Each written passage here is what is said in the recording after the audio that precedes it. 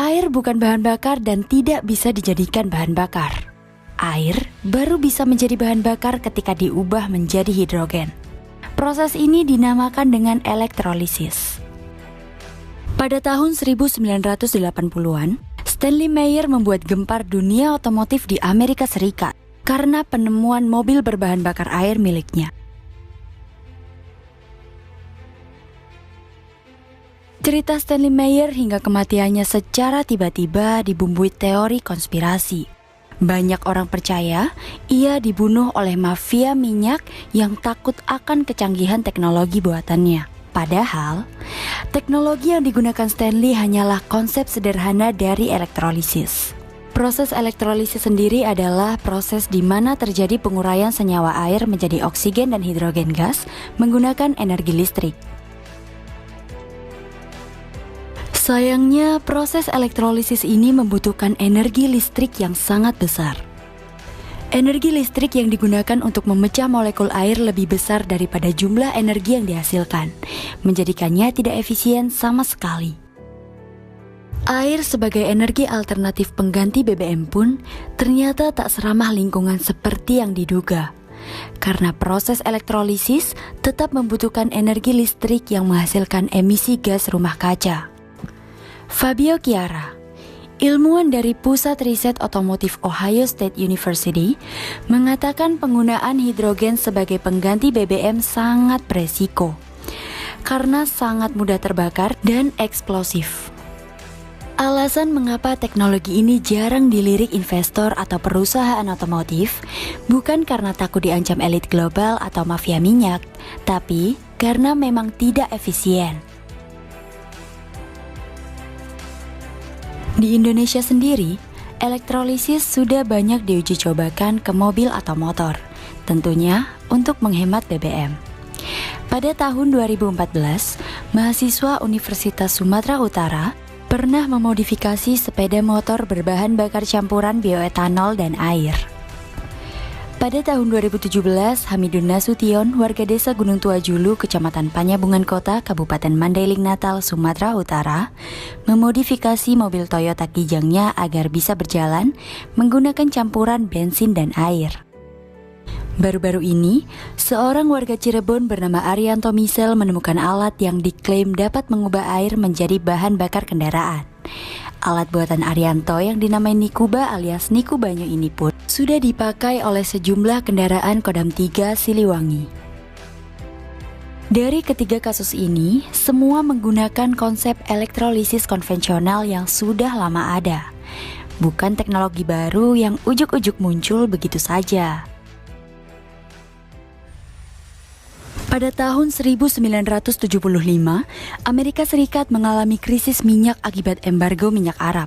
Organisasi negara pengekspor minyak yang didominasi Arab Saudi mengumumkan keputusannya untuk memotong ekspor minyak ke Amerika Serikat dan negara lain yang memberikan bantuan militer kepada Israel dalam Perang Yom Kippur tahun 1973. Embargo minyak ini menjadikan minyak sangat langka dan mahal, yang mengakibatkan ekonomi Amerika Serikat anjlok dan banyak perusahaan menjadi bangkrut, khususnya industri otomotif. Stanley Meyer kemudian mulai mengembangkan mobil yang diharapkan dapat mengakhiri ketergantungan Amerika Serikat terhadap minyak dan bahan bakar fosil. Ia menciptakan mobil yang diklaim berbahan bakar air. Teknologinya yang berjudul Water Fuel Cell sudah dipatenkan. Mobil buatan Stanley mulai diminati banyak investor. Namun belakangan, beberapa investor justru menuding mobil Stanley adalah palsu. Ketika teknologinya hendak diuji oleh saksi ahli Profesor Michael Lawton dari Queen Mary University of London, Stanley menghindar dengan alasan yang dibuat-buat.